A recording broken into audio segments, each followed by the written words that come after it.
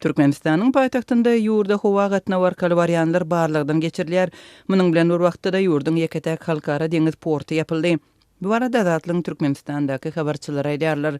Aşgabatdaky habarçymyzyň sözlerine görä şu günler Aşgabada uçarly barýan ýolagçylaryň ählisi barlygdan geçirilýär. Emma karantina käbirler salynýar. Biziň garyndaşlarymyz şu gün uçarly geldiler. Olar öýde aeroportda olar barladylar. Emma karantina salmadylar diýip paýtagtdaky habarçylarymyzyň biri 2 martda habar berdi. Onuň sözlerine görä Aşgabada baryp karantina salynýan ýolagçylar ýokunç keseller hastakanasynyň territoriýasynda 3 günläp saklanýarlar.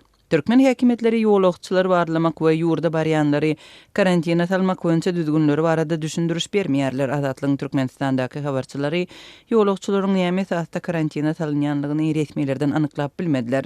26 fevralda Türkmenistanyň ýolbaşçylary dünýä ýaýrayan howply koronavirus barada ilkinji gedek resmi derejede çykyş etdiler we bu keseliň ýurtda ýokdugyny eglan etdiler. Azatlyk radiosynyň habarçylarynyň sözlerine görä häzirki wagtda türkmen häkimetleri Aşgabada barýanlaryň aeroportda barlyklara tezewar ediljegini halkara guramalarynyň wekillerini öňünden duýdurýarlar. Bu ýagdaýda Aşgabada planlaşdyrylýan käbir halkara çäreleriniň gatnaşyjylarynyň Türkmenistana gitmekden saklananlygy Azatlyk radiosyna ma'lum boldy. Olar barmakdan ýüz öwrenligini sebäbi Türkmenistanyň häkimetleriniň olara Aşgabada barlygdan geçmeli boljakdyklaryny öňünden duýduranlygyny synagyň 5 sagat dowam etjekdigini we şu wagtyň dowamında olaryň pasport hem gümrük barlygyndan geçmeden ýöriti odagda saklanjakdygyny duýduranlygyny aýtdylar diýip Aşgabatdaky habarçymyz gürrüňerdi.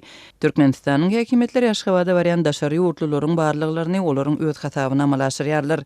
Birleşen Ştatlaryň Türkmenistandaky elçihanasynyň çap eden maglumatyna görä Türkmenistanda medisina analizler we karantina salynmagy daşary ýurtlar üçin adından $300 durýar. Bu karantindan geçýän adamyň hasabyna amalaşdyrylýar. Azatlyň Türkmenistandaky habarçylaryň 2 martda habar bermegine görä ýurdun ýeketäk deňiz porty hem ýapylypdyr.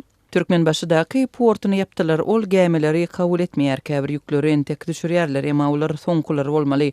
Ýolagçy gatnawy doly ýapyldy diýip Azatlyň Türkmenistandaky habarçysy aýtdy.